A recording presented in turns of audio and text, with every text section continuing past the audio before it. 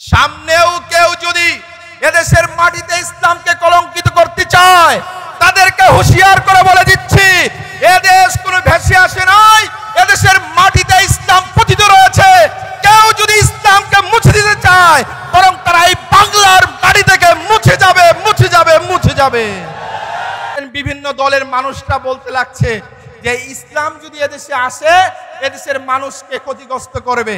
আমি বলতে চাই, যারা ইসলামের বিরুদ্ধচারণ করার কথা বলছেন তাদেরকে বলে দিতে চাই, ইসলাম ছাড়া এদেশে কেউ রাষ্ট্র ক্ষমতায় যেতে পারবে না।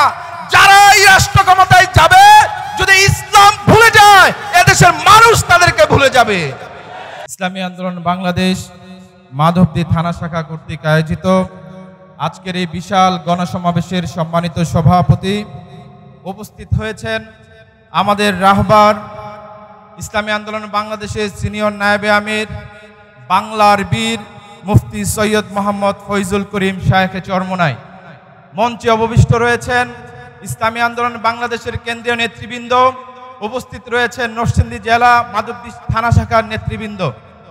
সবাইকে আমার সম্মুখে যারা উপস্থিত রয়েছেন ইসলামী আন্দোলন বাংলাদেশের বীর মুজাহিদ সংগ্রামী কর্মী ভাইয়েরা, সবাইকে আমার পক্ষ থেকে স্বাধীন বাংলাদেশে রক্তিম শুভেচ্ছা জানাচ্ছি।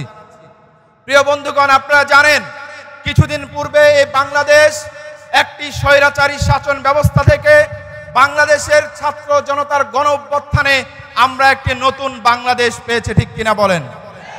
এই বাংলাদেশ স্বাধীন, এই বাংলাদেশ আপনার আমার।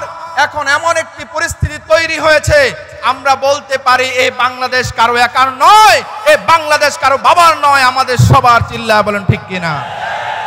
এই পরিস্থিতিতে আমরা একটু পিছনের দিকে তাকাতে চাই। যে স্বৈরাচার সরকার আমাদের মাথার উপরে দাঁড়িয়েছিল তারা এদেশের অর্থনীতিকে পঙ্গু করেছে, এদেশের আইন ব্যবস্থাকে ধ্বংস করেছে, এদেশের মানুষকে, পুরো দেশকে একটি অন্ধকার রাজ্যে পরিণত করেছিল। আমরা আর অন্ধকারে যেতে চাই না। আমরা বলে দিতে চাই, এদেশের ছাত্র সমাজ রক্ত দিতে শিখেছে, এদেশের ইসলামী তৌহিদি জনতা রক্ত দিতে শিখেছে। তারা আর কখনো কোনো স্বৈরাচারকে দেখতে চায় না, তারা দেখতে চায় দেশপ্রেমিক ইসলামী সরকার। এই জন্য আমাদের নেতা মরহুম পীর সাহেব রহমতুল্লাহ আলাইহি বলতেন, শুধু নেতা নয় নীতিরও পরিবর্তন করতে হবে।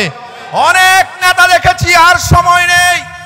অনেক নীতি দেখেছি, এখন একটাই নীতি, এই বাংলাদেশের পরিবর্তন করতে হলে ইসলামী একটা নীতি, যেই নীতি বাংলাদেশের মানুষের ভাগ্যকে পরিবর্তন করতে পারে।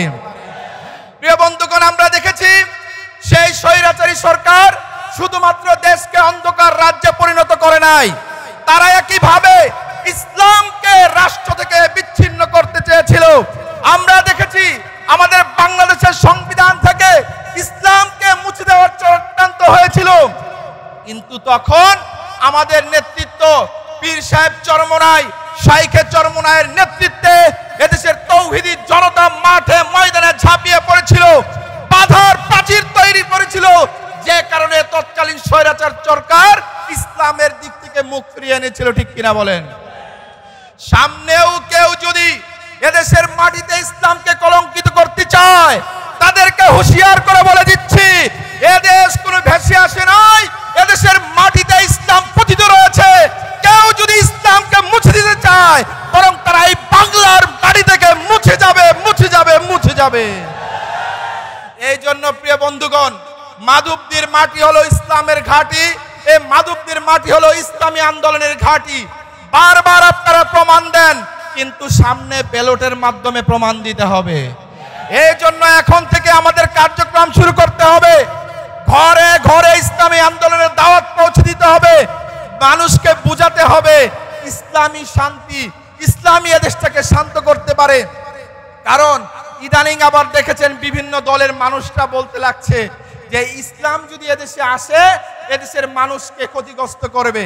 আমি বলতে চাই, যারা ইসলামের বিরুদ্ধচারণ করার কথা বলছেন তাদেরকে বলে দিতে চাই, ইসলাম ছাড়া এদেশে কেউ রাষ্ট্র ক্ষমতায় যেতে পারবে না।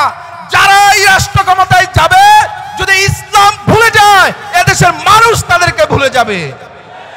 এই আহ্বান রেখে আগামী দিনে ইসলামী আন্দোলনের পক্ষে সকল জনমত গঠনের জন্য, জনগণের দুয়ারে পৌঁছে দেওয়ার জন্য আহ্বান রেখে আজকের মতো বক্তব্য শেষ করছি।